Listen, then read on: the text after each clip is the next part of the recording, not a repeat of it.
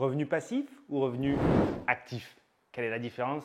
Qu'est-ce qui est plus avantageux? C'est ce qu'on va voir dans cette vidéo.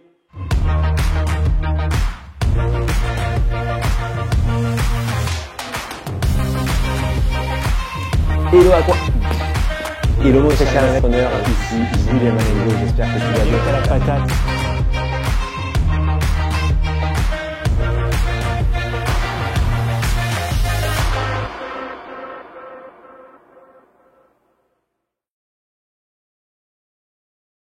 Hello à toi, j'espère que tu vas bien, que tu as la patate. Ici Julien Malengo, je suis ravi de te retrouver dans cette nouvelle vidéo dans laquelle on va voir l'avantage des revenus passifs par rapport aux revenus du salariat, revenus actifs. Comme à chaque fois, je t'invite à t'abonner à cette chaîne et à cliquer sur la petite cloche pour ne jamais manquer des vidéos lorsqu'on les publie, pour rester au fait de l'actualité des investissements immobiliers et surtout de comprendre comment est-ce que tu arriveras, si tu appliques tout ce que tu vois dans ces vidéos, à te construire une véritable liberté et indépendance financière. Alors dans cette vidéo, je réponds à Nicolas qui nous pose la question de la différence de base entre les revenus passifs et les revenus actifs.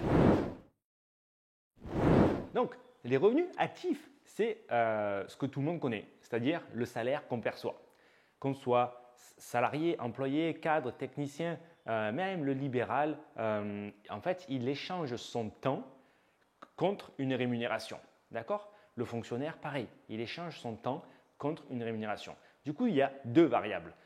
Le nombre d'heures travaillées et le taux horaire, combien on perçoit pour une heure de travail, en brut, en net. Ça, c'est du coup la forme de rémunération la plus commune. On échange son temps contre de l'argent. C'est sympa, c'est bien, c'est rassurant, mais ça a certaines limites. La première de ces limites, c'est que mathématiquement, on arrive très rapidement à un plafond de verre. Parce qu'on ne pourra pas augmenter significativement en fait, sa rémunération. C'est-à-dire qu'on ne peut travailler 35 heures, 40 heures, 50 heures, peut-être 60 heures pour certains, peut-être plus pour les médecins, 80, 100 heures par semaine. Ok. À côté à ça, on va arriver à un moment où on ne pourra pas travailler plus, à moins de travailler 20 heures sur 24. Et il faut quand même bien dormir, manger, s'occuper de la famille, etc. Donc, il y a une limite de temps. Il y a une autre limite qui est du coup du taux horaire. Parce qu'effectivement, peut-être qu'on peut passer de 15 euros par heure à 20 euros, à 100 euros, à 200, à 500 euros de l'heure. Mais au bout d'un moment, lorsqu'on fait le nombre d'heures maximales et le plafond du prix que le client sera prêt à payer, ou que le patron est prêt à payer, du coup, mathématiquement, on arrive à un plafond de verre.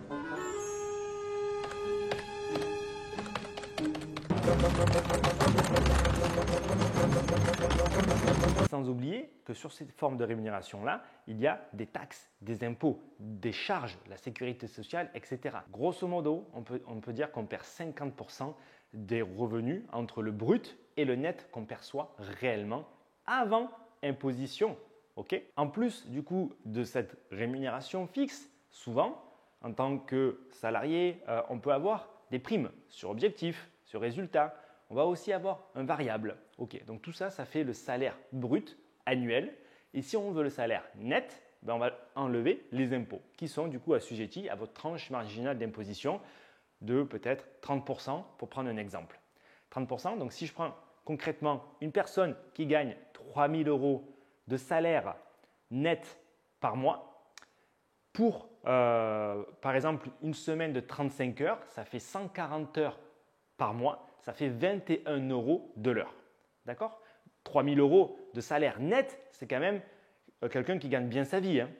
Un cadre, et bien souvent ces cadres, ils ne vont même pas être aux 35 heures, ils vont être au forfait. Donc souvent, ils vont travailler plus que ces 35 heures-là.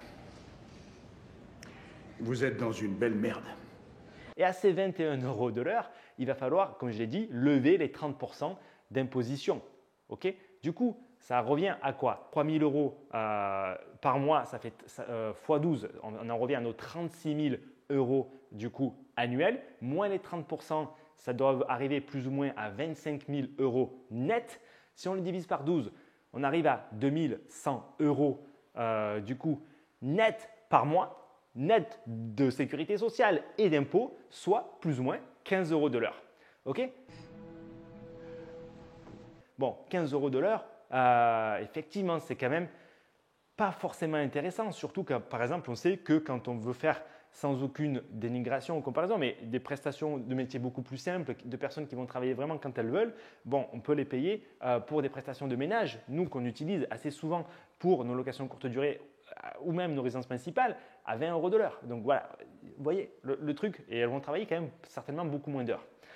Donc ça, c'est à considérer et c'est lié vraiment à tout ce qui est revenu actif issu du salariat, employé, cadre, technicien, fonctionnaire, libéral. Les docteurs, ils peuvent travailler, ils ne vont peut-être pas être à 15 € de l'heure, ils en sont peut-être à 30 en net, mais il y a un plafond de verre et le système fait qu'on est fortement taxé et qu'au final, on n'a pas grand-chose.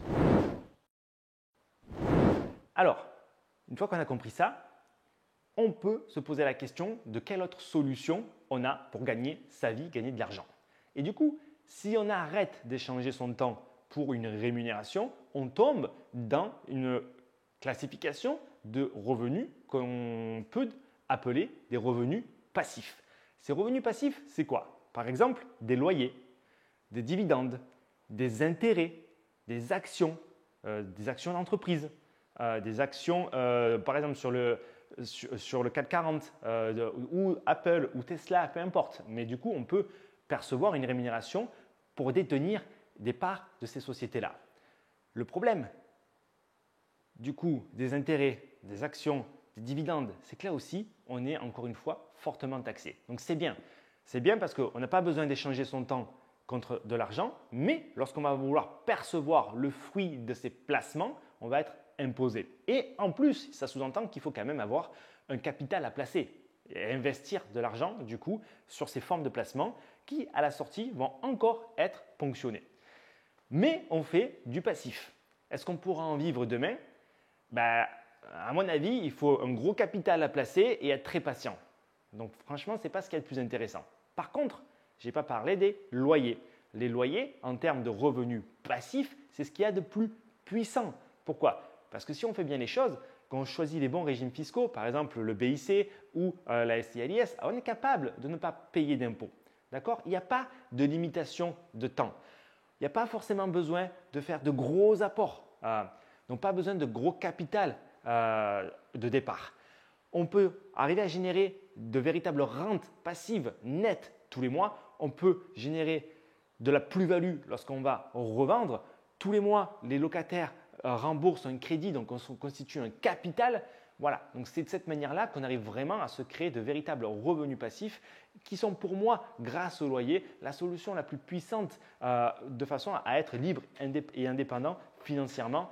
Assez rapidement, selon les stratégies que vous allez choisir, on est capable d'aller chercher jusqu'à 1000, 1500, 2000 € de revenus passifs nets d'impôts dès le premier jour de location. Et à mon sens, c'est beaucoup plus intelligent pour gagner sa vie que travailler 140 heures par mois, 35 heures ou X heures par semaine parce que là, il faut trouver le bien, travailler quelques heures, suivre un petit chantier et ensuite derrière, on encaisse à vie. Voilà, c'est ça, à mon sens, qu'il faut vraiment arriver à percevoir parce qu'on ne nous l'apprend pas à l'école. On nous apprend à être de bons employés, percevoir de bons salaires, faire de bonnes études pour être bien vu, être reconnu et être en sécurité. Alors qu'en réalité, en prenant les choses d'un angle différent, on est capable de se créer de véritables rentes passives, mais ce n'est pas forcément dans l'intérêt de nos gouvernements, etc. Donc malheureusement, ce n'est pas sur les bancs de l'école qu'on va l'apprendre.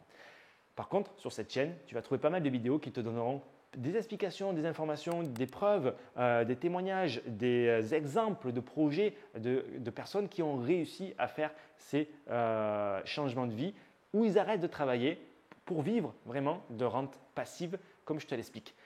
Si tu as la moindre question, tu sais que tu peux me poser des commentaires, je te réponds personnellement en commentaire ou en vidéo. Et n'hésite pas à télécharger du coup les PDF qui sont en description de cette vidéo pour que tu te lances toi aussi de la bonne manière sur les investissements immobiliers à très haute rentabilité. Ciao!